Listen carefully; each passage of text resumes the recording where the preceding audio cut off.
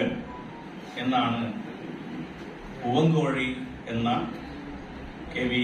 സക്കീർ ഹുസൈനിന്റെ കവിതാ സമാഹാരത്തിന്റെ ആമുഖത്തിൽ, അതിന്റെ അവതാരികയിൽ പ്രിയപ്പെട്ട ഡോക്ടർ അബ്ദുൽ നാസർ രേഖപ്പെടുത്തിയിരിക്കുന്നു. മൗനത്തിന്റെ കാമുകൻ എന്ന് വിളിച്ചാലും അദ്ദേഹത്തിന്റെ 4ാമത്തെ കവിതാ സമാഹാരമാണ് ഇന്ന് ഈ ധന്യ നിമിഷത്തിൽ പ്രകാശനം ചെയ്യാൻ പോകുന്നത്. അക്ഷരങ്ങൾ പോകുന്നിടം, ശില്പങ്ങളുടെ ഉച്ചകോടി, ഒച്ചയില്ലാത്ത സ്നാപ്പുകൾ എന്നീ 3 സമാഹാരങ്ങൾക്ക് ശേഷമാണ് അദ്ദേഹത്തിന്റെ കൃതി ഇവിടെ പ്രകാശനം ചെയ്യുന്നത്. ഇടിയങ്ങര കറാനി വീട്ടിൽ സക്കീർ ഹുസൈൻ. വലിയ വീട്ടിൽ ഒരുപാട് ആളുകളുടെ ഇടയിലായിട്ടും ഏകാന്തതയാണ് സക്കീറിനെ അലട്ടിയത്. മുതിർന്നവർ കുഞ്ഞുങ്ങളെ കൈപിടിച്ച് നടത്തുന്നത് പോലെ സമയം കാലത്തിന്റെ തെരുവുകളിലൂടെ നിമിഷങ്ങളെ കൈപിടിച്ച് നടത്തുന്നു എന്നെഴുതിയ സക്കീറിന് ചുമരിലെ കലണ്ടറും വലിയ ഘടികാരത്തിലെ വലിയ സൂചിക്ക് പിന്നാലെ ചലിക്കുന്ന മണിക്കൂർ സൂചിയും ഭാഷയുമൊക്കെ സക്കീർ ഹുസൈനെ വല്ലാതെ അലട്ടുകയാണ്. വിപുലമായ ലൈബ്രറിയും വിവിധ തരത്തിലുള്ള സേവന പ്രവർത്തനങ്ങൾ നടത്തുന്ന ഒരു സ്ഥാപനമാണിത്. സക്കീറിന്റെ 4ാമത്തെ പുസ്തകത്തിന്റെ പ്രകാശനത്തിന് ആതിഥ്യമരുളാൻ ഈ സംഘടനയ്ക്ക് സാധിച്ചതിലുള്ള അനൽപമായ സന്തോഷം അറിയിക്കുകയാണ്. അതിന് അവസരം ഒരുക്കി തന്നതിന് സക്കീറിനോടുള്ള നന്ദിയും അറിയിക്കുകയാണ്.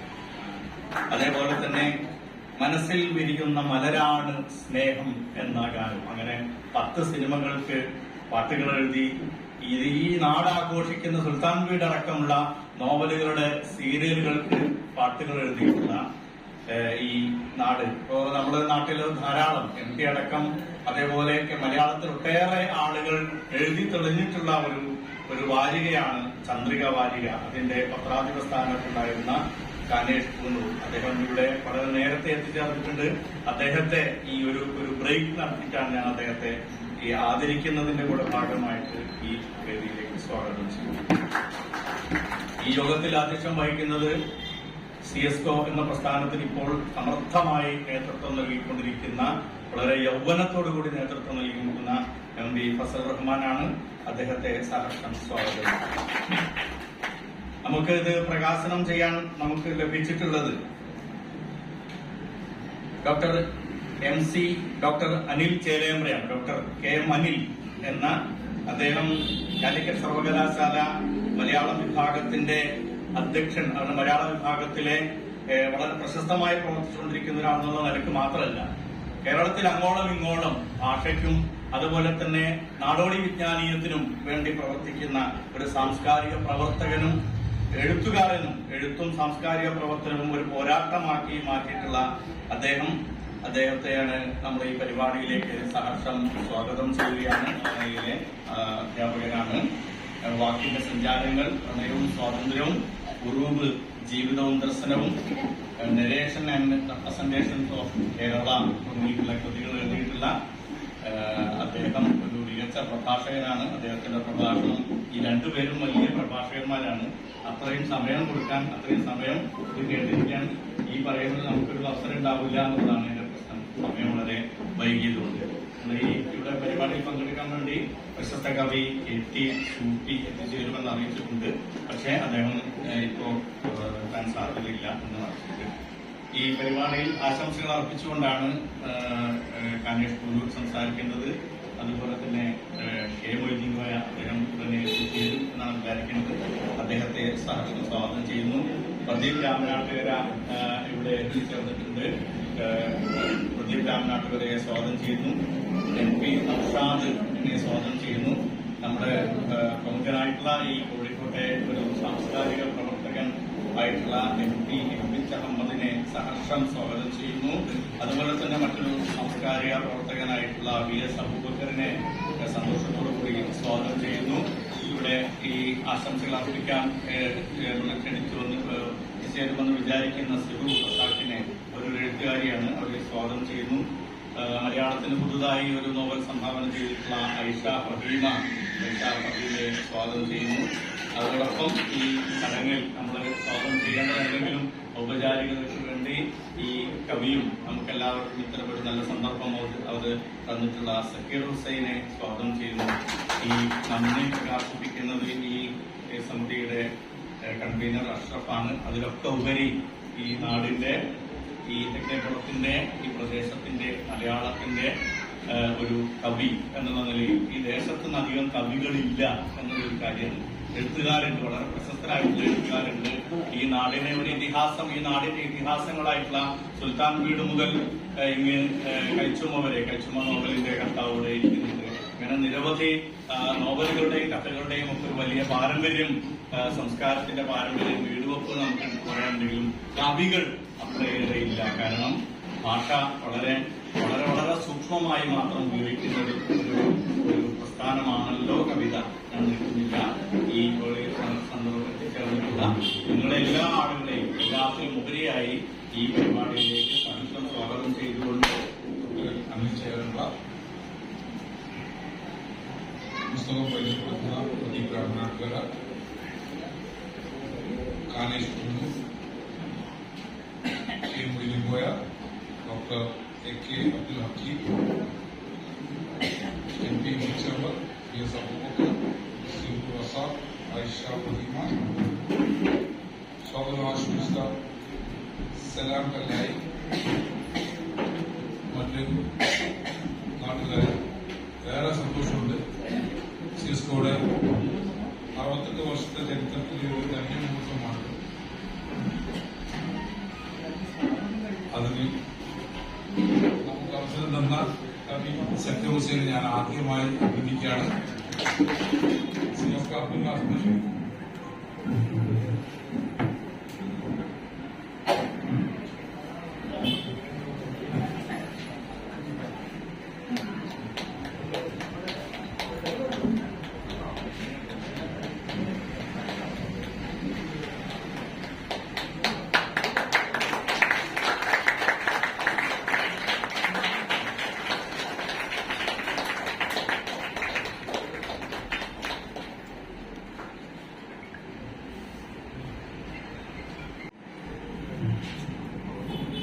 ആദരണീയരെ, പ്രിയമുള്ള സഹോദരി സഹോദരന്മാർ,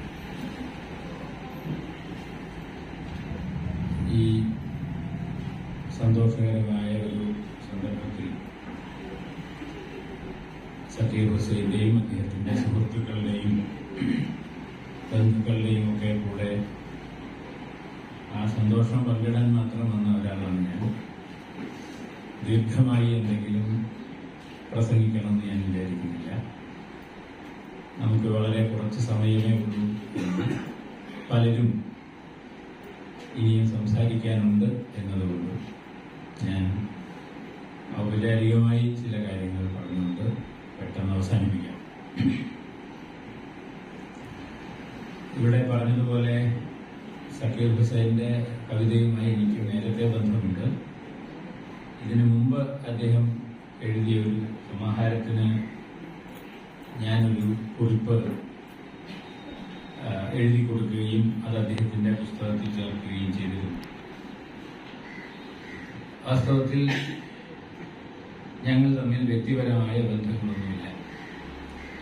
ഞങ്ങളെ ബന്ധിപ്പിക്കുന്നത് കവിതയും സാഹിത്യവും എഴുത്തും മാത്രമാണ്. അങ്ങനെ ഒരു ബന്ധം വളരെ പ്രധാനമാണ് എന്ന് ഞാൻ വിചാരിക്കുന്നു. അങ്ങനെ അക്ഷരങ്ങളിലൂടെ, ഭാവനയിലൂടെ നമുക്ക് ഒരു സമൂഹം ഉണ്ടാക്കിയെടുക്കാം. അങ്ങനെ ഉണ്ടാക്കിയെടുക്കുന്നത് കൊണ്ടാണ് MT വാസുദേവൻ നായരോ MP മുഹമ്മദോ, ഒരുപക്ഷെ ഞാൻ എൻ്റെ ജീവിതത്തിൽ ഇന്ന് വരെ കാണാത്ത PA മുഹമ്മദ് കോയയും ഒക്കെ നമ്മുടെ ബന്ധുക്കളാണെന്ന് നമുക്ക് തോന്നുന്നു. സുൽത്താൻ വീട് ഞാൻ കുട്ടിക്കാലത്ത് വായിച്ചിരുന്നു. കുറ്റിച്ചിറക്കി വരുമ്പോൾ തന്നെ എൻ്റെ മനസ്സിൽ മുഴുവനാണ്. അതുപോലെ എണ്ണപ്പാടം എന്ന MPയുടെ നോവൽ. ഈ രണ്ട് നോവലുകളിലൂടെയാണ് കുറ്റിച്ചിറയുമായി വാസ്തവത്തിൽ എനിക്ക്, ഞാൻ ഈ സ്ഥലത്ത് ഇതിനു മുമ്പ് ഒരിക്കൽ മാത്രമേ വന്നിട്ടുള്ളൂ. പക്ഷെ കുട്ടിച്ചെറിന്റെ ജീവിതത്തിന്റെ ഭാഗമായത് ഈ എഴുത്തിലൂടെ. അതുകൊണ്ട് സാഹിത്യത്തിന്റെ ഭാഷയുടെ ഏറ്റവും വലിയ ഒരു പ്രത്യേകത അത് നമ്മളെ കാണാത്ത ലോകങ്ങളുമായും കാണാത്ത മനുഷ്യരുമായും അത് വല്ലാതെ ബന്ധിപ്പിക്കും. അങ്ങനെ വരുമ്പോ എം ടി മരിക്കുമ്പോൾ നമുക്ക് സങ്കടം തോന്നും. ജയചന്ദ്രന്റെ പാട്ട് കേട്ടുകൊണ്ടിരിക്കുന്ന ആളുകൾക്ക് അദ്ദേഹം മരിച്ചു പോകുമ്പോൾ, ഞാൻ അദ്ദേഹത്തെ ഇതുവരെ കണ്ടിട്ടില്ല, പക്ഷെ അതൊരു തീരാ നഷ്ടമാണ് എന്ന് നമുക്ക് തോന്നും.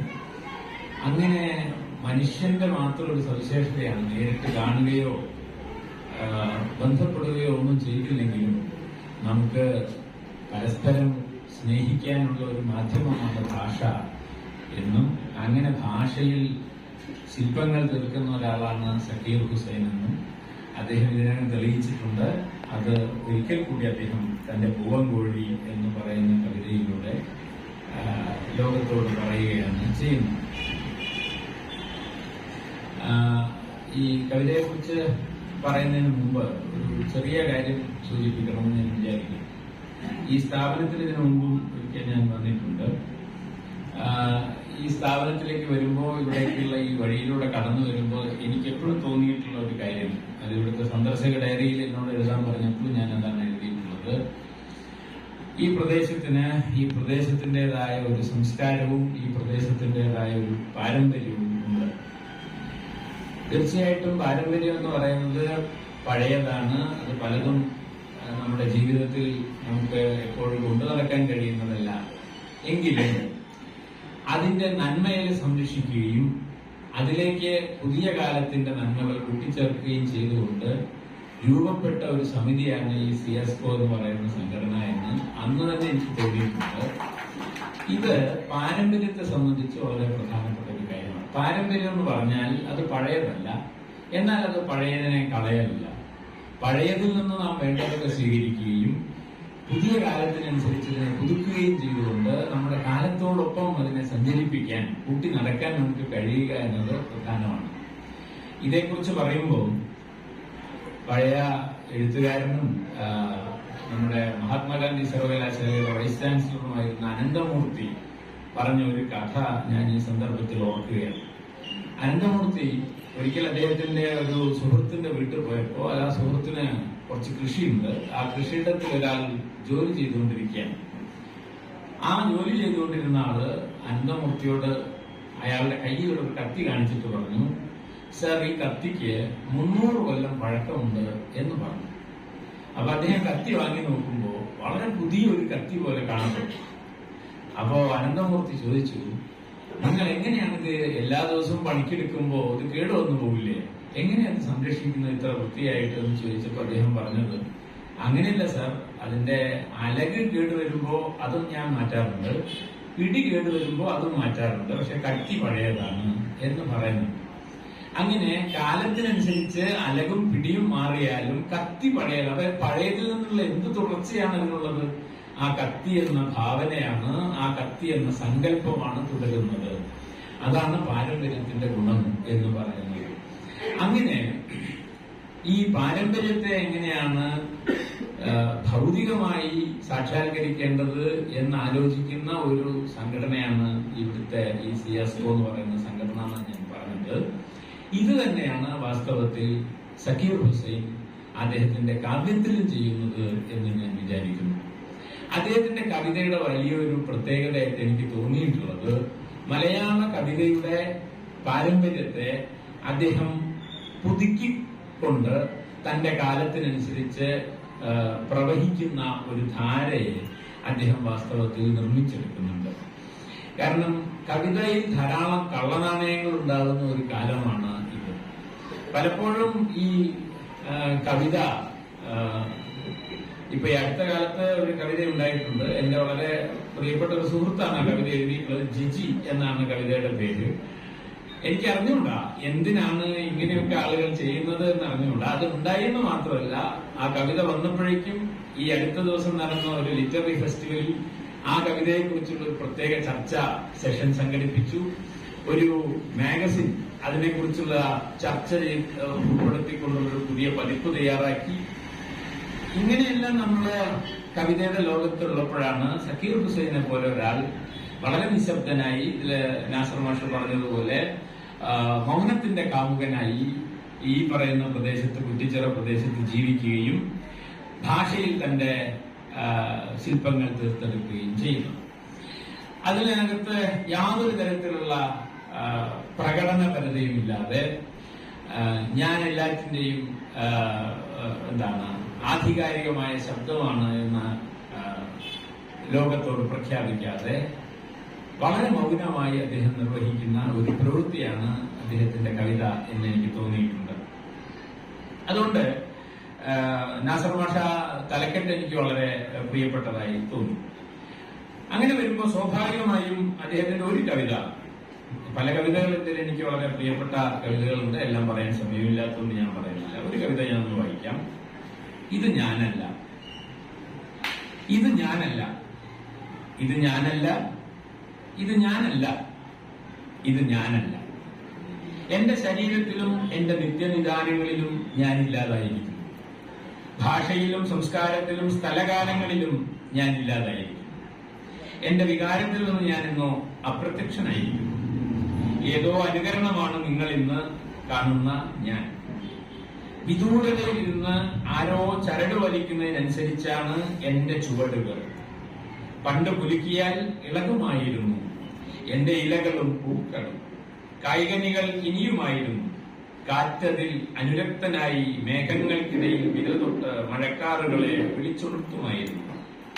ഗ്രാമത്തിന്റെ ഹൃദയത്തിൽ വസന്തം മുഴങ്ങുമായിരുന്നു. കിളികൾ ആനന്ദത്തോടെ പറന്നു വരുമായിരുന്നു. കുയിലുകൾ പാട്ടുപാടി നൃത്തം വയ്ക്കുമായിരുന്നു. ഇന്ന് നിഴലുകൾ പോലും സംശയത്തിന്റെ ഭീതിയിലാണ്. ചുമരുകൾക്ക് പോലും കാതുണ്ട്. എന്റെ ശരീരത്തിലും എന്റെ നിത്യനിദാനങ്ങളിലും ഞാനില്ലാതായിരിക്കുന്നു. ഇത് ഞാനല്ല, ഇത് ഞാനല്ല. ഈ ഞാൻ അല്ല എന്നതിന് പകരം ഇത് ഞാനാണ് എന്ന് പറയണമെങ്കിൽ മുമ്പ് എന്നതുപോലെ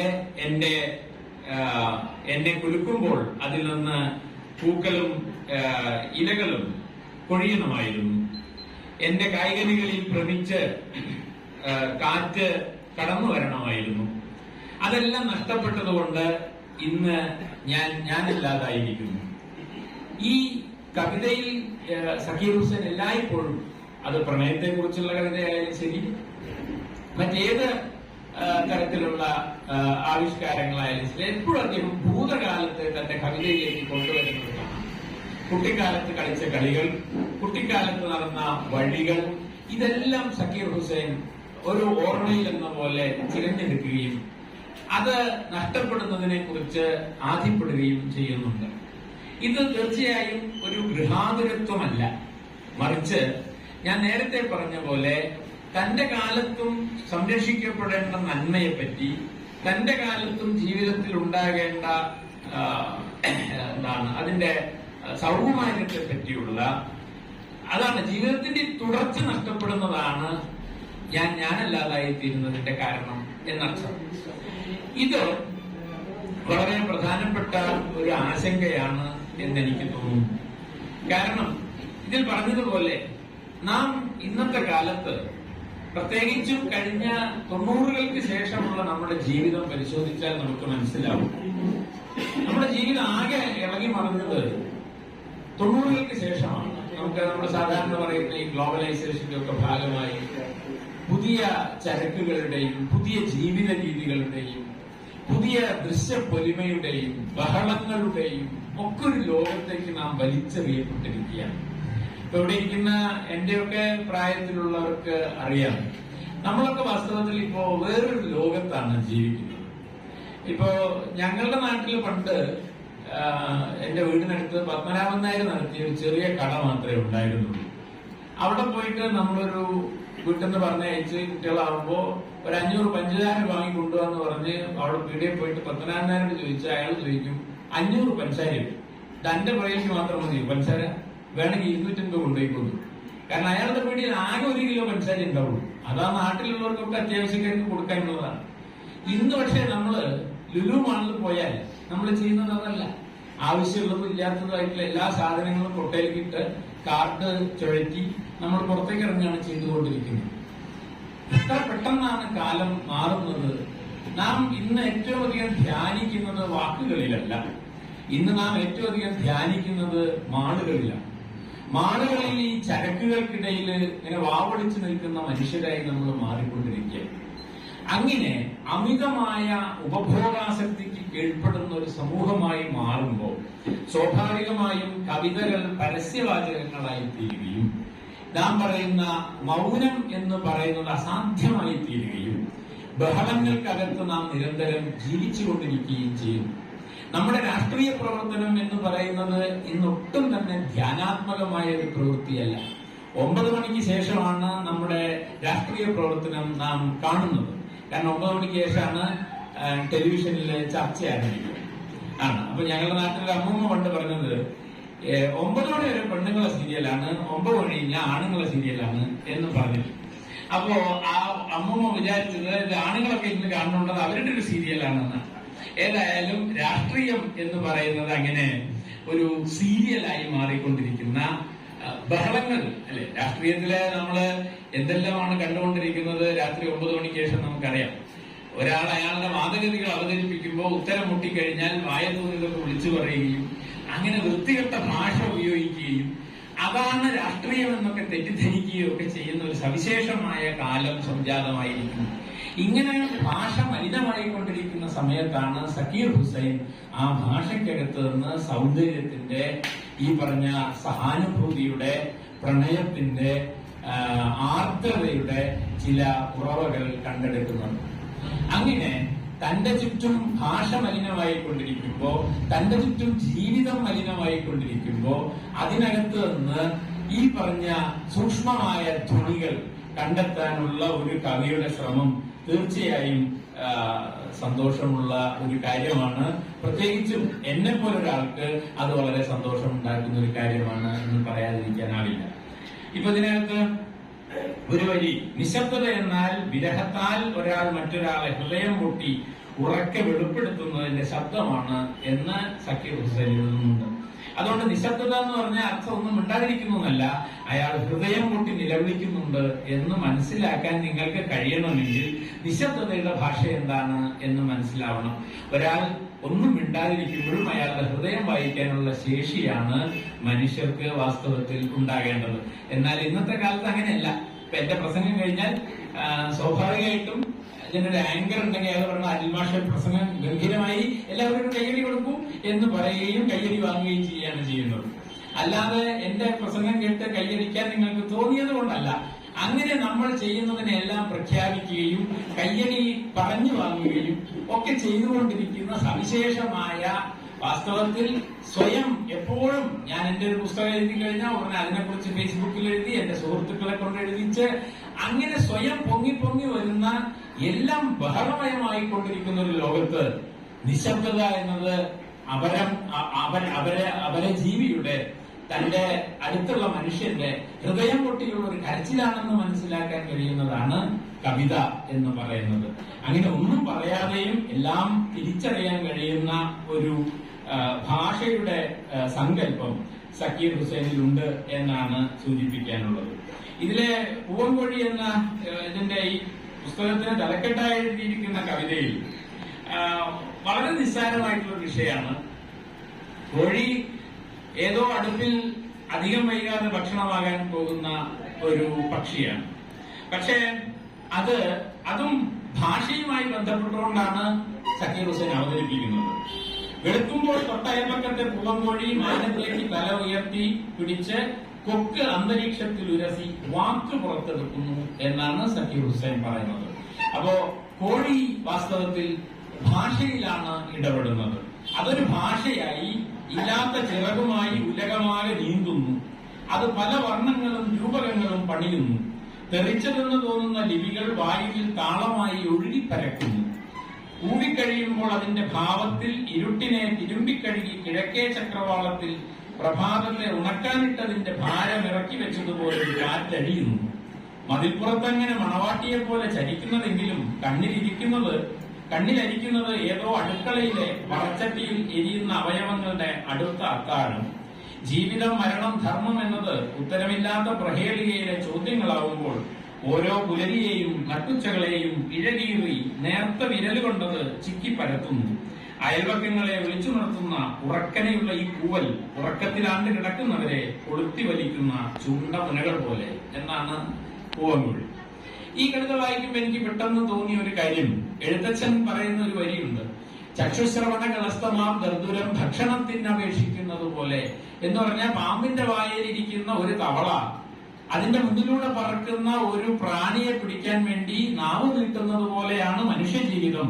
മരണമിതാ നമ്മളെ വിഴുങ്ങിയിരിക്കുന്നു.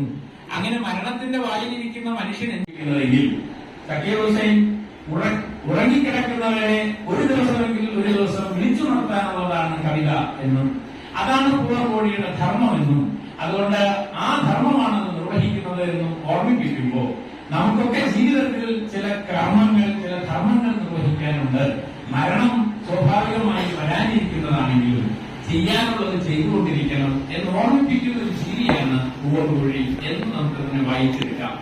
അങ്ങനെ എഴുത്തച്ഛന്റെ കവിതയിൽ നിരാശാബോധമാണ്, മരണത്തെക്കുറിച്ചുള്ള ഒരു നിരാശാബോധമാണ് എഴുതിക്കുന്നതെങ്കിൽ വാസ്തവത്തിൽ ആ മരണത്തെക്കുറിച്ചുള്ള മരണത്തിന്റെ സാന്നിധ്യത്തിലും എങ്ങനെ മനുഷ്യർക്ക് പ്രത്യാശയോടുകൂടി കർമ്മങ്ങളിൽ ഏർപ്പെടാമെന്ന് കാണിച്ചു തരുന്ന ഒരു ജീവിയാണ് പൂവൻകോഴി എന്നൊരു പക്ഷേ അദ്ദേഹം പറയാൻ ശ്രമിക്കുന്നു.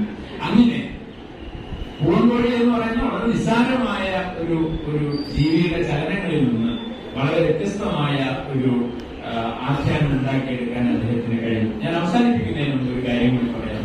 ഈ കവിയുടെ ഏറ്റവും പ്രധാനപ്പെട്ട ഒരു പ്രതിസന്ധി ഭാഷയാണ് എന്ന് ഞാൻ സൂചിപ്പിച്ചു.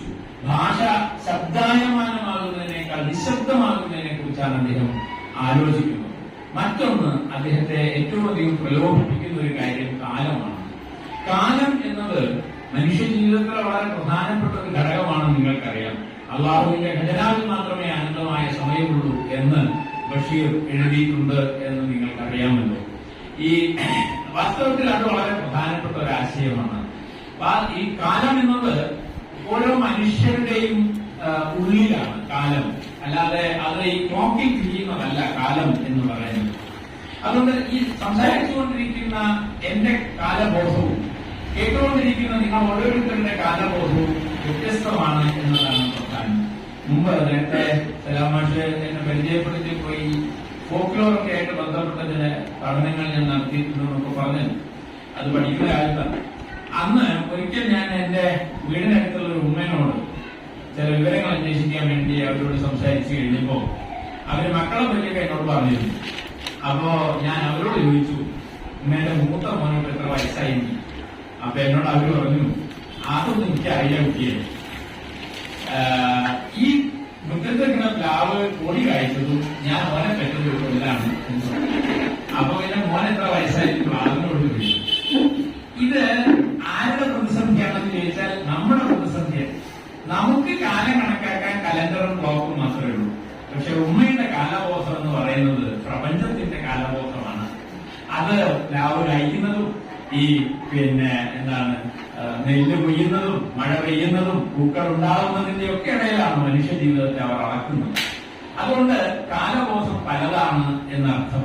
ഈ പല കാലബോധങ്ങൾക്കടുത്ത് നമ്മുടെ കാലബോധത്തെ എങ്ങനെ അടയാളപ്പെടുത്തും എന്നത്, ആ കാലത്തെ നാം എങ്ങനെ കർമ്മോത്സുകമാക്കി മാറ്റുമെന്നത്, പൂവൻകോഴിയെ പോലെ എങ്ങനെ നമ്മുടെ ഈ ചെറിയ കാലത്തെ എങ്ങനെ കർമ്മോത്സുകമാക്കി മാറ്റാം എന്നത് വളരെ പ്രധാനപ്പെട്ട ഒരു കാര്യമാണ്.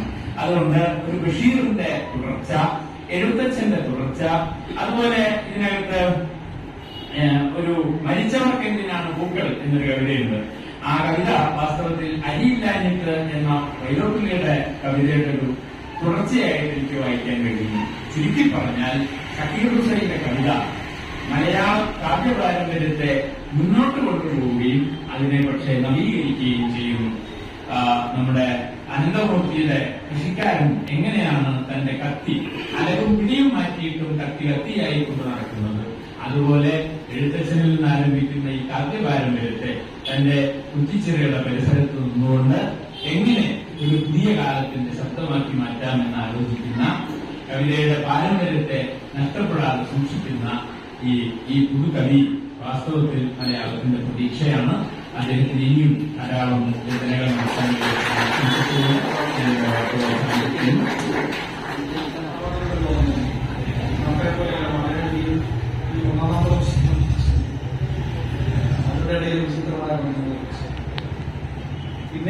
സാബി തെക്കേപ്പുറത്തിന്റെ കൈക്ഷമ എന്ന നോവൽ ഞാൻ വായിക്കും. അത് പ്രസിദ്ധീകരിക്കപ്പെടുന്നതിന് മുമ്പ് തന്നെ DC ബുക്സിന്റെ അത് പ്രസിദ്ധീകരിക്കുന്നതിന് വേണ്ടിയുള്ള പരിഗണന വരുന്ന സമയത്ത് അത് വായിക്കാൻ അവസരം. അപ്പോൾ നമ്മൾ വായിക്കും അത് പിന്നെ പക്ഷേ മലയാളത്തിൽ ശ്രദ്ധിക്കപ്പെടാതെ പോയൊരു നോവലാണ്, ശ്രദ്ധിക്കേണ്ട നോവലാണ്. കാരണം നമ്മൾ ഈ പറയുന്ന തെക്കേപ്പുറത്തിന്റെ കഥകൾ ധാരാളം പറഞ്ഞിട്ടുണ്ട് മലയാള സാഹിത്യം. പക്ഷെ അതിനകത്ത് സ്ത്രീകൾ എങ്ങനെയായിരുന്നു ജീവിച്ചിരുന്നത് എന്നുള്ളത്, അവരുടെ ഒരു അനുഭവയോഗവും അനുഭൂതിയോഗവും എന്തായിരുന്നു എന്നത് നമ്മൾ കാര്യമായൊന്നും ചർച്ച ചെയ്തു. അത്തരമൊരു ലോകമായിരുന്നു അതിനകത്തുള്ള മനുഷ്യർ, അതിനകത്ത് അകങ്ങളെയും പുറങ്ങളെയും തമ്മിൽ ബന്ധിപ്പിക്കുന്ന സ്ത്രീകൾ. അങ്ങനെ ഒരു വളരെ വ്യത്യസ്തമായ മറ്റൊരു ഡയമെൻഷനിലാണ് ആ നോവൽ സഞ്ചരിക്കുന്നത്. അപ്പൊ ഞാൻ പറഞ്ഞത് ഇത്തരത്തിൽ സാഹിത്യത്തിലൂടെ നോവലുകളിലൂടെ പരിചയപ്പെട്ട ഒരു ദേശമാണ് ഇന്ന് ഇവിടെ ഇങ്ങനെ വന്നപ്പോൾ പല കുളിഞ്ഞുവിടാറായ തറവാടുകളുടെ മുന്നിലൂടെ ഇങ്ങനെ കടന്നു വന്നപ്പോൾ അന്ന് വായനാലോകം മുന്നിൽ മുണ്ടിങ്ങനെ ഇറച്ചേണ്ടി വരുന്ന അനുഭവം. സക്കീർ ഹുസൈന്റെ കവിതകൾ വായിക്കുന്ന സമയത്ത് ഇന്നത്തെ കവിതകൾ ഞാൻ ആദ്യം വായിക്കുന്നത് വായിക്കുന്നത് ആഴ്ചപ്പതിപ്പുകളിലൊക്കെയാണ്. അല്ലെങ്കിൽ പ്രസിദ്ധീകരണങ്ങളിൽ ഉൾപ്പെടുത്തുന്ന കവിതകൾ വായിച്ചിട്ടുണ്ട്. വായിക്കുന്ന സമയത്ത് എനിക്ക് ഈ പറയുന്ന തെക്കേപ്പുറക്കാരനാണെന്നുള്ളതിന്റെ അഭിമാനമൊന്നും അത്ര കവിതയില്ല. അദ്ദേഹം അതിനെക്കുറിച്ച് അല്ല എഴുതിയിട്ടുള്ളത്. ഒരുപക്ഷെ കടൽ അദ്ദേഹത്തിന്റെ കവിതകളിൽ സമൃദ്ധമായി വരുന്ന ഒരു സാന്നിധ്യം. പക്ഷെ ഈ പറയുന്ന ഫിക്ഷനിൽ വരുന്ന പോലെ കവിതയിൽ തന്നെ വരികയില്ല. അത് പിന്നെ ഞാൻ ഇതിന്റെ അവസരത്തിൽ ഞാൻ എഴുതി കവിത വായിക്കുന്ന സമയത്ത് വായിച്ചതിന് ശേഷം അതുപോലെ വായിക്കുകയാണെങ്കിൽ എനിക്ക് പറയാനുള്ളതല്ലാതെ പൊതുവെ ഈ പുസ്തകത്തെ കുറിച്ച് രണ്ട് കാര്യം മാത്രം പറഞ്ഞ് ഞാൻ അവസാനിപ്പിക്കാൻ വിചാരിക്കുന്നു. ഈ പുസ്തകത്തെ കുറിച്ച് അറിയാം മലയാള കവിതയുടെ ഒരു സമീപകാലത്തുണ്ടായ വലിയ മാറ്റത്തിലൊരു ചരിത്രത്തിൽ എങ്ങനെയാണ് ഈ പുസ്തകം മലയാളപ്പെട്ട് നിൽക്കുന്നത് എന്ന് പറയാനാണ് ഞാൻ ശ്രമിക്കുന്നത്. ഒന്ന്, മലയാള കവിത വലിയൊരു ജനാധിപത്യവൽക്കരിക്കപ്പെട്ട ഒരു കാലത്താണ് നമ്മൾ ജീവിക്കുന്നത്. ഈ പ്രയോഗം ഒരുപക്ഷെ തെറ്റിദ്ധരിപ്പിക്കുന്ന പ്രയോഗം കൂടിയാണ്. കവിതയ്ക്ക് അങ്ങനെ ജനാധിപത്യവൽക്കരിക്കപ്പെടാൻ കഴിയുമോ? കവിത അങ്ങനെ ജനാധിപത്യത്തിന് പ്രവേശനമുള്ള ഒരു മാധ്യമമാണോ എന്നൊക്കെ വേണമെങ്കിൽ നമുക്ക് തർക്കിക്കാവുന്ന ഒരു വിഷയമാണ്. ഞാൻ ആ അർത്ഥത്തിലല്ല അത് പറയുന്നത്. എത്രയോ കാലമായി നമ്മുടെ ശരീരം ഒന്ന് മഞ്ഞുകൊണ്ടിട്ട്, നമ്മുടെ ശരീരം ഒന്ന് മണക്കിട്ട്, നമ്മുടെ ശരീരം ഒന്ന് കാറ്റിയിട്ടിട്ട്, നമ്മുടെ കാലുകളൊന്ന് വെള്ളത്തിൽ പിന്നെ വഴിയിൽ കാണുന്ന വെള്ളത്തിൽ നമ്മളൊന്ന് ചവിട്ടിയിട്ട് ഒക്കെ എത്രയോ കാലമായിട്ടുണ്ടാവുന്നത്. അത്തരത്തിലുള്ള ചെറു അനുഭവങ്ങളിലൂടെ സക്കീർ ഹുസൈൻ സഞ്ചരിക്കുന്നു. അയാൾ നമ്മൾ കേൾക്കാത്ത ഒട്ടേറെ ശബ്ദങ്ങളെ കേൾക്കുകയും ഒട്ടേറെ കാണാത്ത ഒട്ടേറെ അനുഭവങ്ങളെ, സൂക്ഷ്മമായ അനുഭവങ്ങളെ അയാൾ കാണുകയും ചെയ്യും. അതൊരു പക്ഷേ പിന്നെ നമ്മൾ കുറെ കാലമായിട്ട് നമ്മൾ വിട്ടുപോയ ഒരു അനുഭവ ലോകമാണ്. വളരെ സൂക്ഷ്മമായ അനുഭവ ലോകമാണ്. നമ്മള് പ്രത്യക്ഷത്തിൽ അടയാളപ്പെടുത്തപ്പെട്ടില്ല. നമ്മുടെ പ്രത്യക്ഷ ലോകം കുറ്റിച്ചറന്ന് പറഞ്ഞാൽ നമ്മളിപ്പോൾ അടയാളപ്പെടുത്തുന്നത് കുറച്ച് പിന്നെ തറവാടുകളോ അല്ലെങ്കിൽ ഇഷ്ടാപ്പള്ളിയോ ഇവിടെയോ വലിയ കുളമോ ഇതിന് ചുറ്റും ലഭ്യമാക്കുന്ന ജീവിതമോ ഒക്കെയാണ്. പക്ഷെ ആ ജീവിതത്തിന്റെ പെരുമ്പാച്ചിനിടയിലും അതിന്റെ ഓരത്ത് മുടങ്ങിക്കൊണ്ടിരിക്കുന്ന ചെറിയ ചെറിയ ചെറിയ ചെറിയ ശബ്ദങ്ങളുണ്ട്. ആ ചെറു ശബ്ദങ്ങളെ അടയാളപ്പെടുത്താനും അതിനെ ആവിഷ്കരിക്കാനുമാണ് സക്കീർ ഹുസൈൻ കണ്ടുകൊണ്ടിന്റെ കടലിൽ ശ്രമിക്കുന്നത്. അതുകൊണ്ടാണ് ഞാൻ ആദ്യം പറഞ്ഞത് തെക്കേപ്പുറം എന്ന് പറയുന്നത് നമ്മൾ ഇത്രയും കാലം പറഞ്ഞു പോകുന്ന സോക്കാട് തെക്കേപ്പുറമുണ്ട്. ആ സോക്കാട് തെക്കേപ്പുറം ഈ കടലുകളിൽ നമ്മൾ കാണില്ല. പക്ഷെ അതേസമയം തന്നെ തെക്കേപ്പുറത്തിന്റെ ഇതുവരെ ആരും പറയാത്ത ഒരു സമാന്തര ലോകം തെക്കേപ്പുറത്തിന്റെ മാത്രമല്ല.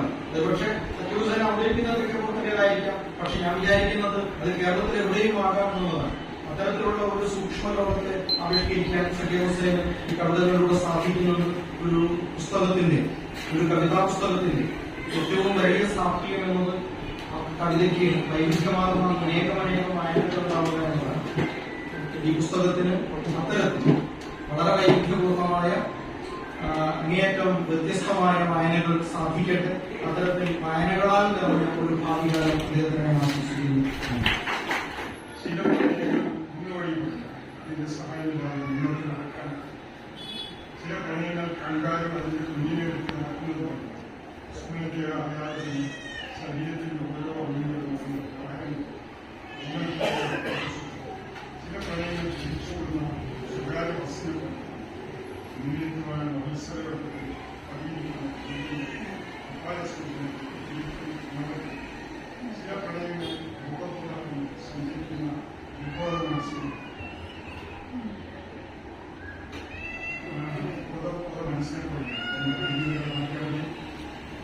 കിടക്കുകയും എഴുന്നേറ്റ് ചില പണികൾ മുന്നിൽ നടക്കുന്നു.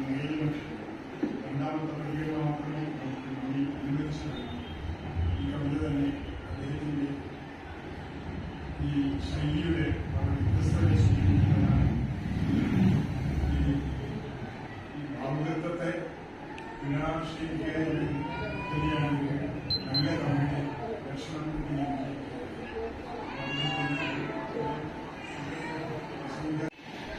മാത്രമല്ല കോഴിക്കോട് വരുന്ന സമയത്തൊക്കെ ഞങ്ങൾ പരസ്പരം സംസാരിക്കുകയും സമകാലിക കവിതകളെക്കുറിച്ചും അതുപോലെ തന്നെ ഇരവും വിഷയങ്ങളെക്കുറിച്ചും നിരന്തരം സംവദിക്കുകയും ചെയ്യും. കുറ്റിച്ചിറക്കുളം വെള്ളി വെളിച്ചത്താൽ പുതുമണവാട്ടിയെ പോലെ മുഖമിരുക്കി അണിഞ്ഞൊരുങ്ങി കുറ്റിച്ചിറക്കുളം ഉണക്കടവിന്റെ തിണ്ണയിൽ ഞാനങ്ങനെ ഇരുന്നു. ഈറനണിഞ്ഞ കാറ്റിനായി കാതുകൾ തുറന്നു വച്ചു. ഉടലിൽ പാകമറിഞ്ഞെത്തിയ ചെറുമീൻ വന്നെന്നെ പതുക്കെ കുത്തി നോക്കും. ഉണക്കടവിന്റെ തിണ്ണയിൽ ഞാനങ്ങനെ ഇരുന്നു. ഈറനണിഞ്ഞ കാറ്റിനായി കാതുകൾ തുറന്നു വച്ചു. ഉടലിൽ പാകമറിഞ്ഞെത്തിയ ചെറുമീനുകൾ വന്നെന്നെ പതുക്കെ കുത്തി നോക്കുന്നു. ചുറ്റുഭിത്തിയിലൊട്ടിച്ചതുപോലുള്ള പ്രകാശത്തിന്റെ പുതുമോടികൾ ഉളപ്പണ്ണിന്റെ ചിറ്റോളങ്ങളിൽ ഇളകിയാടുന്നു. യാതൊരുവോളം അതിന്റെ അലകൾ ചെറുകാറ്റിൽ നീന്തിക്കളിക്കുന്നു. പൊൻവെളിച്ചത്തെക്കുറിച്ച് മത്സ്യം എന്തറിയുന്നു? വികസന കുതിപ്പിൻ വാഗ്ദാനങ്ങളായ അന്ധകാരത്തെയും. ഉടലിൽ തിളങ്ങുമൊരു പൊൻവെളിച്ചത്തെക്കുറിച്ച് മത്സ്യം എന്തറിയുന്നു? വികസന കുതിപ്പിൻ വാഗ്ദാനങ്ങളായ അന്ധകാരം. വൈവിധ്യമാർന്നതുമായ ഒരു കൂട്ടം കവിതകളാണ്, ഒരുപിടി നല്ല രചനകളാണ്. എന്ന് വെച്ചാല് എനിക്ക് തോന്നിയിട്ടുള്ളത് ഒരുപാട് അനുഭവങ്ങളൊന്നും പഴയ കാലത്തെ കുറിച്ച് പറയാനില്ലാത്ത, എന്നാൽ ഒരുപാട് ആളുകളുടെ വാക്കുകളും അതുപോലെ ചുരുക്കം അക്ഷരങ്ങളിൽ നിന്നൊക്കെ ഞാൻ നേടിയെടുത്തിട്ടുള്ള കുറച്ച് അനുഭവങ്ങൾ ഈ കവിതയിലൂടെ കടന്നുപോയിട്ടുണ്ട്. അതുപോലെ അദ്ദേഹത്തിന്റെ ജീവിത സാഹചര്യങ്ങളെ ഒരുപാട് രീതിയിൽ ചേർത്തിണക്കി വളരെ മനോഹരമായി എന്നാൽ വളരെ ലളിതമായി അദ്ദേഹം എഴുതിയിട്ടുണ്ട്. ഒരു കവി ജനിക്കുന്നത് അദ്ദേഹത്തിന്റെ ജീവിത പാളികളിലെ വ്യത്യസ്ത തലങ്ങളിൽ സ്പർശിക്കുമ്പോൾ അത് വാക്കുകൾ ഒരുപാട് സാധ്യതകളായും പിറവി കൊള്ളുമ്പോഴാണ് അനേകം കവിതകൾ ജനിക്കുന്നത്. അദ്ദേഹത്തിന്റെ കവിതകളെ കുറിച്ച് ഞാൻ വിചാരിച്ച കവിതകളൊക്കെ ഇവിടെ മുമ്പ് അനിൽ സാറും മറ്റുള്ളവരൊക്കെ പറഞ്ഞു. എന്നിരുന്നാൽ കൂടി അത് ഞാൻ റിപ്പീറ്റ് ചെയ്യുന്നില്ല. എന്നിരുന്നാൽ കൂടി അദ്ദേഹത്തിന്റെ കവിതകളിലുടനീളം പ്രണയത്തെക്കുറിച്ചും സ്നേഹത്തെക്കുറിച്ചും ഓർമ്മകളെക്കുറിച്ചും ഒക്കെയാണ്. പിന്നെ ഏകാന്തത, വിരഹം, ഇങ്ങനെ നമ്മൾ പോലും ചിന്തിക്കാത്ത ഒരു മനുഷ്യന്റെ ചെറിയ ചെറിയ കാര്യങ്ങൾ. ഉദാഹരണത്തിന് അദ്ദേഹം കാറ്റിനെ വർണ്ണിച്ചു. തൊട്ടുമുമ്പ് നമ്മുടെ സുഹൃത്ത് കുറ്റിച്ചിറയിലെ കാറ്റ് അദ്ദേഹത്തെ എങ്ങനെയാണ് സ്വീകരിച്ചത് എന്ന് ആ കവിതയിൽ നിന്ന് നമ്മൾ കേട്ട് കഴിഞ്ഞു. അതുപോലെ പല സ്ഥലങ്ങളിലും കാറ്റിനെ പല രീതിയിൽ അദ്ദേഹത്തിന്റെ ജീവിതത്തെ എങ്ങനെയാണ് സ്വാധീനപ്പെടുത്തിയതെന്ന് അദ്ദേഹം വർണ്ണിച്ചിട്ടുണ്ട്. അതിന്റെ മറ്റൊരു ഭാഗം ഞാൻ പറയാം. കാറ്റിനെ കുറിച്ച് ആളില്ലാത്ത ഇടവഴിയിൽ അത് ഒറ്റയ്ക്കിരിക്കുന്നു, സംസാരിക്കുന്നു. രാത്രിയിൽ വേവലാതിക്കാരനായ ഒരാളെ പോലെ അടച്ചിട്ട വാതിൽ പഴുതിലൂടെ പിറുപിറുക്കുന്നു. ഇത് കാറ്റിൻ ശരീരം എന്ന കവിതയിലെ ചെറിയ വരികൾ മാത്രമാണ്. ഇതുപോലെ പിണക്കം, മരണത്തെക്കുറിച്ച് ഇവിടെ സംസാരിച്ചു. മരണം പൂക്കാലമായി മാറും മുന്നേ ഒരു പൂവെങ്കിലും, നമ്മുടെ അയ്യപ്പൻ കവിതകളിൽ കൂടി അത്തരം കാര്യങ്ങൾ പറയുന്നുണ്ട്. ഒരുപാട് പൂക്കളുമായി ജീവിച്ചിരിക്കുമ്പോൾ ഒരു പൂ പോലും നൽകാതെ മരിച്ച ശേഷം പൂക്കാലമായ ഒരാളിലേക്ക് വർഷിച്ചിട്ട് കാര്യമില്ല. രാവിന്റെ ഏതോ മൗനയാമങ്ങളിൽ അദ്ദേഹം ആ വാക്കുകളെ തന്നിൽ ആവാഹിച്ച് അതിനെ വാക്കുകളായി കവിതകളായി രൂപപ്പെടുത്തിയെടുക്കുകയാണ്. ഇത് ഒരു റിയലിസ്റ്റിക് ആയ ഒരു കവിയുടെ ലക്ഷണമാണ്. സാധാരണ ജീവിതം നയിക്കുന്ന, സാധാരണക്കാരോടൊപ്പം ഇടപെടുന്ന, സാധാരണ സംസാരിക്കുന്ന അദ്ദേഹം തന്റെ എഴുത്തുമേശയിൽ ഇരിക്കുമ്പോൾ വ്യത്യസ്തമായ പാപഹാദികളുള്ള ഒരു കവിയായി നമ്മുടെ മുമ്പിലേക്ക് വരുന്നു. അദ്ദേഹം ദീർഘമായ അല്ലെങ്കിൽ വളരെയധികം ദുർഗ്രാഹ്യമായ രാഷ്ട്രീയം സംസാരിക്കാറില്ല. കവിതയിലും അദ്ദേഹം അത്ര തന്നെ രാഷ്ട്രീയം പറയാറില്ല. എങ്കിലും ചില കവിതകളിൽ അദ്ദേഹം ജനാധിപത്യത്തെ കുറിച്ചൊക്കെ, ഞാൻ കവിത ഒന്നും ചൊല്ലുന്നത് സമയക്കുറവ്, ജനാധിപത്യമേ നീ ഇത്ര വലിഞ്ഞുപോയല്ല. അതുപോലെ പാലസ്തീൻ കവിതകളും പലസ്തീൻ പ്രശ്നങ്ങളും അദ്ദേഹം കവിതയിൽ ടച്ച് ചെയ്തു പോകുന്നു. ഇങ്ങനെ ജനാധിപത്യത്തെയും മതേതരത്വത്തെയും രാജ്യത്തിന്റെ നിലനിൽപ്പിനെയും കുറിച്ചൊക്കെ അദ്ദേഹം എല്ലാ കവികളെയും പോലെ ആശങ്കപ്പെടുന്ന ഒരു കവിയാണ്. അപ്പോൾ എന്തായാലും അദ്ദേഹത്തിന്റെ കവിതകള് ഏതാണ്ട് എല്ലാ കവിതകളും വായിച്ച ഒരാളാണ്. ഈ പുസ്തകവും അതെ. പക്ഷെ ഈ ഒരു സദസ്സിനും ചില സമയത്തിന്റെ ലഭ്യതയും മാനിച്ച് മാത്രമല്ല, നമുക്ക് സക്കീർ ഹുസൈന്റെ മറുഭാഷണം കേൾക്കാനുമുണ്ട്. അതുകൊണ്ട് ഞാൻ അവസാനിപ്പിക്കുന്നു. എന്നെ ക്ഷണിച്ച സക്കീറും നന്ദി, സദസ്സിനും നന്ദി. അതല്ലാതെ എഴുത്തുകാരന് എഴുതി കഴിഞ്ഞാല് എഴുതി പുറത്തു വന്നാൽ ആ എഴുത്തുകാരന് ആ എഴുത്തിക്ക് യാതൊരു ബാധ്യതയില്ല. പിന്നെ എഴുത്തുകാരൻ എഴുതി കഴിയുമ്പോൾ എഴുതുന്ന എഴുത്ത് വളരുന്നതോടുകൂടി ഒരു എഴുത്തുകാരന് വളരേണ്ടതുണ്ട്. സ്വാഭാവികമായിട്ട് ഈ കാലഘട്ടത്തിൽ എനിക്ക് തോന്നിയത് എന്താണെന്ന് പറഞ്ഞാൽ, നമ്മൾ എഴുതി തുടങ്ങുമ്പോൾ തന്നെ നമ്മൾ ചെറുതാവുന്ന ഒരു സമീപനത്തിലേക്ക് പല എഴുത്തുകാർക്കും പോകുന്നത് ആയിട്ട് കണ്ടിട്ടുണ്ട്. എഴുത്തുകാരെ സംബന്ധിച്ചിടത്തോളം അയാൾ വലിയ സംഭവമൊന്നുമല്ല, ഒരു വലിയ കാര്യമൊന്നുമല്ല. ആ വ്യക്തികൾക്ക് അദ്ദേഹം സമൂഹത്തിന് അർപ്പിക്കുന്ന അദ്ദേഹത്തിന്റെ ദൗത്യം നിർവഹിക്കുന്നു ഉണ്ടായിരുന്നു. വലിയ സംഭവമായിട്ട് ഞാൻ വലിയ ഒരാളായിട്ട് മഹാനായിട്ട് കൊണ്ട് നടക്കേണ്ടത് ആവശ്യമില്ലാണ് എനിക്കത് തോന്നി. ഇതിൽ നമുക്ക് വെള്ളത്തോടെ ഒരു വരികളുണ്ട്. ഞാൻ പറയുന്നത് എഴുത്തുകാരന്റെ ശരീരം, കവി ശരീരം എന്ന് പറയുന്നത് ധർമ്മസ്ഥാപനം എന്നാണ്. ഒരു ധർമ്മസ്ഥാപനമാണ് എഴുത്തുകാരന്റെ ശരീരം എന്നാണ്. അതായത് എല്ലാ വാതിലുകളും അടയുമ്പോൾ മുട്ടി തുറക്കാനുള്ള ഒരു വാതിൽ തുറന്നു വെച്ച വാതിൽ. അതല്ലെങ്കിൽ എല്ലാ വിളക്കും അണയുമ്പോഴും ഇത്തിരി വെളിച്ചം പകർന്നു കൊടുക്കാനുള്ള തിരി വെളിച്ചം പകരുന്നതാണ്. അതാണ് എഴുതിട്ട് പറയുന്നതാണെങ്കിലും കാറ്റിന്റെ അനുഭൂതി നമുക്കെല്ലാം പകരുന്നുണ്ട് കാറ്റ്. പക്ഷെ കാറ്റെന്താണ്, കാറ്റെന്തിനാണ് അനുഭൂതി പകരുന്നത്? അങ്ങനെയുള്ള പല വിഷയങ്ങളിലാണ് യഥാർത്ഥത്തിൽ ഈ കവിത വിരാജത്തിനും വിചാരിക്കുന്നതാണ് എനിക്ക് തോന്നിയിട്ടുള്ളത്. ഞാൻ പല സൂഫി പല പുസ്തകങ്ങളും അതിലൊക്കെ കുറെ വായിച്ചിട്ടുണ്ട്. പിന്നെ നമ്മുടെ ഭൂരിപക്ഷം എന്ന് പറയുന്ന ഒരു സംഭവമുണ്ട്. അപ്പൊ ജനാധിപത്യത്തിൽ ഭൂരിപക്ഷം എന്ന് പറയുന്ന സംഭവത്തിൽ എന്താന്ന് പറഞ്ഞാൽ, അതിന് എണ്ണത്തിന്റെ കൂടുതൽ ആളുകൾ എണ്ണം കൈവക്കുന്നുണ്ടോ അതിനാണ് ശരി കൽപ്പിക്കുന്നത്. പക്ഷെ ഒരു സത്യം, അതായത് തിന്മ സത്യമാണെങ്കിൽ കൂടി അവിടെ ആ തിന്മ ജയിക്കണം. അപ്പൊ എണ്ണത്തിന്റെ ഇതിനനുസരിച്ചാണ് ഭൂരിപക്ഷം തീരുമാനിക്കുന്നത്. അങ്ങനെ ഒരു പ്രശ്നത്തിനുണ്ട്. വിശാഖനാഥും തോന്നിയിട്ടുണ്ട്. അപ്പൊ നമ്മളൊരു കാര്യം പറഞ്ഞ വസ്തുതയാണ്, ശരിയാണ്, സത്യമാണ്. പക്ഷെ അങ്ങനെ പറ്റത്തെ ഭൂരിപക്ഷം ആൾക്കാർ ഇതിനെതിരാണ്, ഇതല്ല സത്യം ഇതാണെന്ന് പറയുമ്പോൾ ആ സത്യത്തിന് നമ്മൾ അംഗീകരിക്കുന്നത്. ഇത് ജനാധിപത്യ പ്രക്രിയന്റെ ഒരു ചെറിയൊരു എന്തോ ഒരു ഇതായിട്ട് എനിക്ക് തോന്നുന്നു. അങ്ങനെയൊക്കെയാണ് എനിക്ക് തോന്നിയിട്ടുള്ളത്. ഏതായാലും ഞാൻ നിങ്ങളെല്ലാവരും ക്ഷണിക്കപ്പെട്ട ഒരുപാട് വ്യക്തിത്വങ്ങൾ സുഹൃത്തുക്കളൊക്കെ വന്നിട്ടുണ്ട്. നമ്മൾ അഷറഫ്, അതുപോലെ പിന്നെ വിനോദ്, ഒക്കെ കവികളാണ്. ബഷീർ, പിന്നെ അലിബായി, അങ്ങനെ പേരെടുത്ത് പറയുന്ന ഒരുപാട് ആൾക്കാർ. പിന്നെ നമ്മുടെ ബി ബഷീർ, നമ്മളെ സുഹൃത്തുക്കളാണ്. താരിഖ്, ഉമ്മർ, ഒരുപാടുണ്ട്. സിയസ്കോന്റെ നമ്മളെ ഈ സിയസ്കോ നിലനിർത്തിക്കൊണ്ടുപോകുന്ന ഒരുപാട് വലിയ വലിയ മഹത്തുക്കളായ വ്യക്തിത്വങ്ങളുണ്ട് ഇവിടെ. അതിൽ വലിയ പിന്നെ ഒമാലിക്ക് അങ്ങനെയുള്ള ഒരുപാട് ആൾക്കാരുണ്ട്. അവരൊക്കെ ആണ് ഇതിനെ ഒരു പിന്നെ നിലനിർത്തിക്കൊണ്ടുവന്നു. അവരുടെ ജീവനും കത്തൊക്കെ കൊടുത്തിട്ട് ഈ പ്രസ്ഥാനത്തിന്, സാംസ്കാരിക സ്ഥാപനത്തിന് മുന്നോട്ടുള്ള ഒരിക്കലുണ്ടാവുമെങ്കിൽ ഞാൻ എൻ്റെ നന്ദി പറയുകയാണ്. ഞാനൊരു കവിത ചൊല്ലിയിട്ട് ഞാൻ എൻ്റെ വാക്കുകൾ അവസാനിക്കും.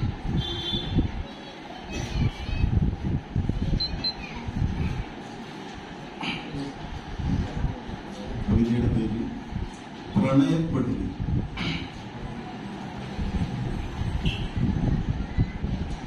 നീ രാത്രിയും ഞാൻ പകലുമാകുന്നു. ഉള്ളിലുള്ള പ്രണയം ഒളിച്ചു കളിക്കുമ്പോൾ നമ്മുടെ നിഴലുകൾ കെട്ടുപിണയുന്നു. നീ രാത്രിയും ഞാൻ പകലുമാവുന്നു. ഉള്ളിലുള്ള പ്രണയം ഒളിച്ചു കളിക്കുമ്പോൾ നമ്മുടെ നിഴലുകൾ കെട്ടുപിണയുന്നു.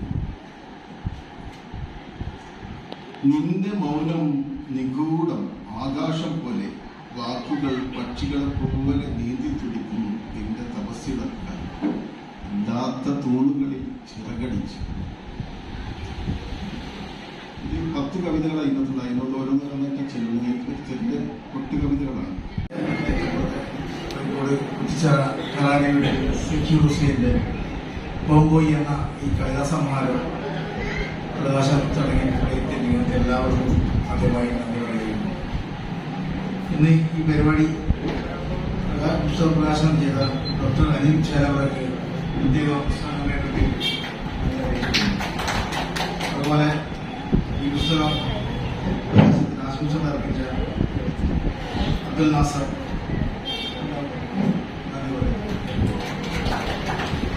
കൂടാതെ ശ്രീ കാനേഷ് കൊണ്ടൂർ, അദ്ദേഹം ഏറെക്കാലമായി പരിചയമുള്ള ആളാണ്. അദ്ദേഹം ചന്ദ്രികയിൽ കുറെ കാലം ഉണ്ടായിരുന്നു. അദ്ദേഹത്തിന്റെ പുസ്തകങ്ങളൊക്കെ തന്നെ വായിച്ചിട്ടുണ്ട്. അദ്ദേഹം ഈ സദസ്സിന് അദ്ദേഹത്തെ കിട്ടിയുള്ളത് ധന്യമാണ്. അദ്ദേഹത്തിന്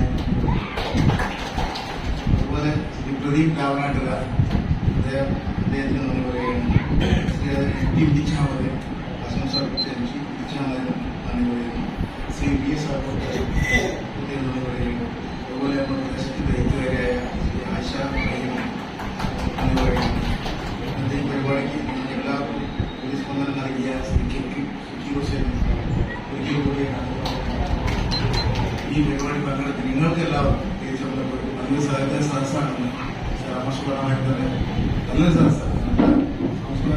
സാംസ്കാരിക രംഗത്ത് പ്രവർത്തിക്കുന്ന ആളുകളുണ്ട്.